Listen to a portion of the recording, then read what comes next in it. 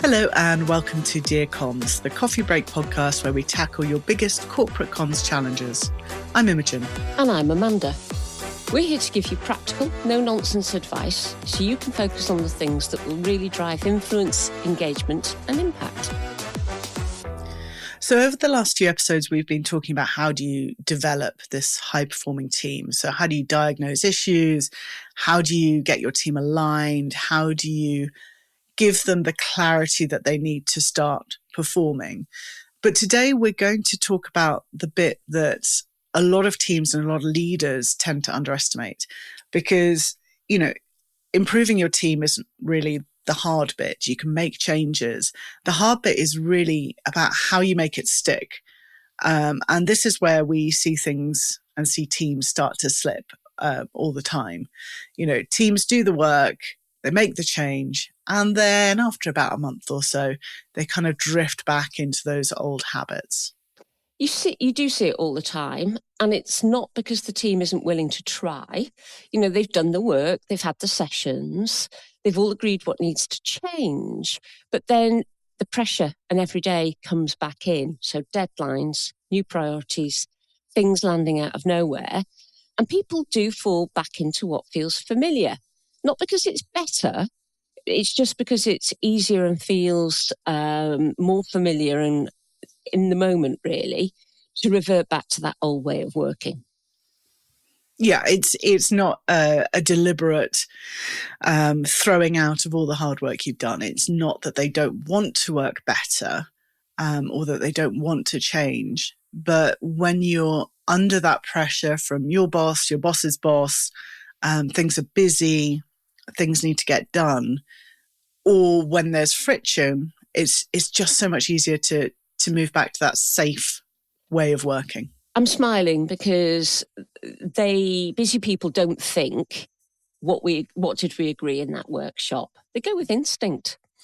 And if the new way of working isn't properly embedded, it disappears pretty quickly. You can have a great plan and 6 months later, you're back to firefighting mode. Not because the plan didn't make sense or was wrong, just because nothing helped it stick. Yeah, and so this is where structure really comes into play and makes a difference. And I'm not talking about more bureaucracy. Nobody wants more bureaucracy in a business. But it's about having frameworks. It's about having those guardrails, which can help keep people on track and something that the team can come back to and can use. Yeah, we talked about a shared reference point really mattering in a previous episode. And that's the case. It doesn't have to be complicated, just something visible. A way of checking, are we still working how we said we would work? Because without that, everything starts to feel urgent again and you're straight back into reacting. And you know me, I'm a simple woman with simple needs. And therefore, simple tools are what I like to use. You don't want to make things more complicated. You just want to give people something that they can use every day and that they can refer to. So it might be some form of manifesto, team manifesto, so their promise to the business. It might be a really simple, clear way of being able to determine priority. And I think in one of the past episodes, we've talked about a priority framework. We did. Yeah. It could just be a simple way of tracking what is making a difference, what matters the most. Those kind of things that you can get into a habit of using every single day. Yeah. I mean, you're a planner. This comes second nature to you, but it's not, second nature to everyone. But a planning template that everyone recognises, a simple way of tracking priorities, and I think a place where decisions, are visible really, that's when you have a situation where people don't have to rethink everything every week. They just get on with it. I mean, I am a planner. I'm lucky because I was forced to become a planner very early on in my career, and it's really stuck with me throughout the 20 odd years I've been doing this. It's not always just about the tools, though. The tools are helpful. The tools give you rigor and give you something to fall back on. But tools on their own are not going to change behavior. It's actually looking at your leadership and looking at what they are doing as opposed to what they're telling you to do. And this is the bit that people underestimate, because teams just don't follow documents.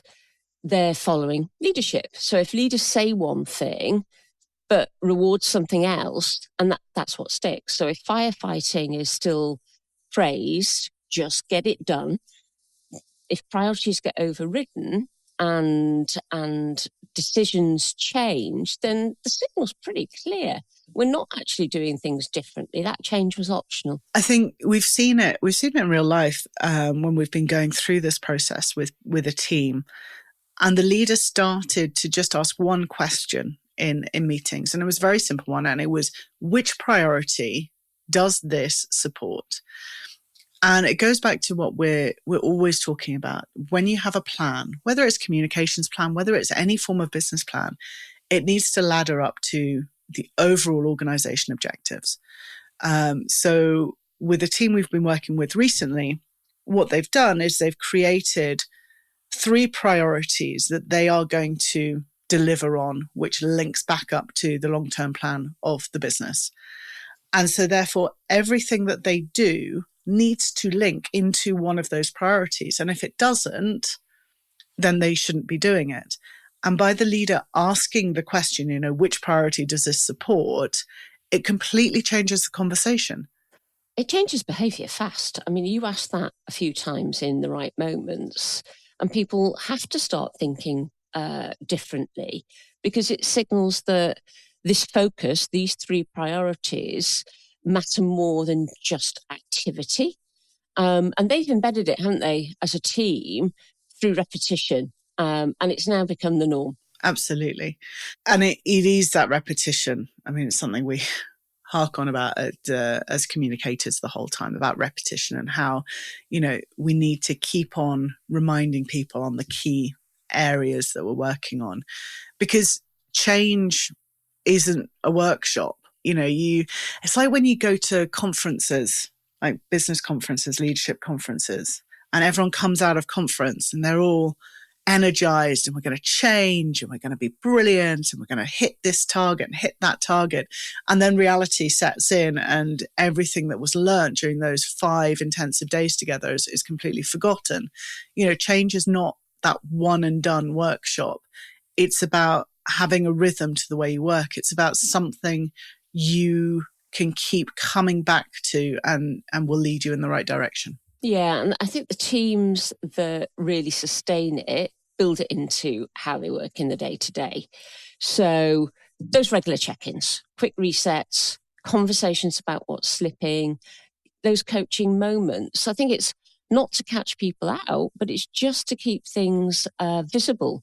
And it can be, as simple as a team meeting on a regular basis. Yeah, it does astound me that there are teams out there who do not have regular strategic meetings together to talk about where they are, where they need to go, and where the blockers are.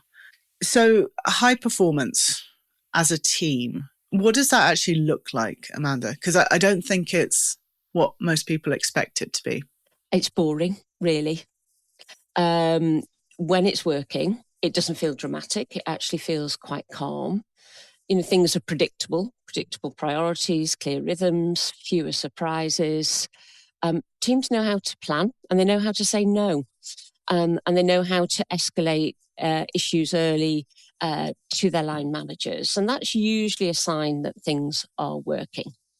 Yeah, and I think that boring stability, that predictability is... We're dumbing when it that down, comes probably, in, I think. If it's just... Oh, I don't know. Things feel calm and not firefighting, I think is probably what I would say. But I think when you are sitting in a team like that, where it's not constant stress and high pressure, I think you then realize that improvement isn't about completely revolutionizing and changing everything about what you're doing.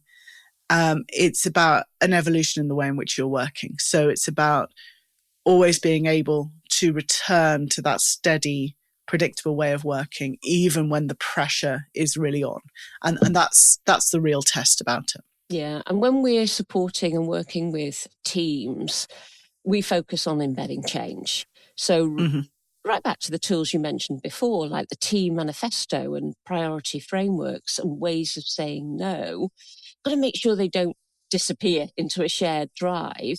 They've actually got to become part of how the team actually works. So I think if I was to boil this conversation down, I think much like any change campaign, change program that you will run, change in a team will only last if it is supported, if it is reinforced, if you can model your behaviour on your leadership.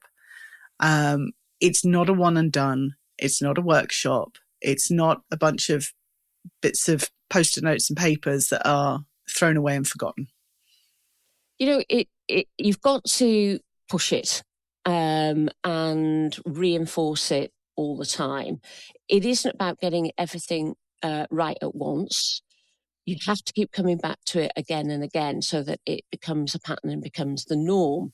When things get busy or messy or where the pressure on, teams need that to protect that pattern and reinforce it. And I think that's a good note to end this series on high-performing teams. I think we've talked about seeing problems clearly, about aligning the team, about how do we turn that into performance, and then how do we make that performance stick. Any team can be high-performing. It's not magic. It's not a unicorn. A high-performing team is built deliberately. And I think if you take anything away from this series, it's about the fact that clarity and structure and behavior and leadership actually matters more than motivation. But it only works if you stick to it when things get difficult. So if this episode or this series has struck a chord and you think there's someone out there in your team who's trying to make this kind of a change stick, do share it with them. Yes, and if there's a challenge you'd like us to tackle in a future episode, we're always looking for something to have a coffee and chat about. Send it our way. Okay, until next time. Bye-bye.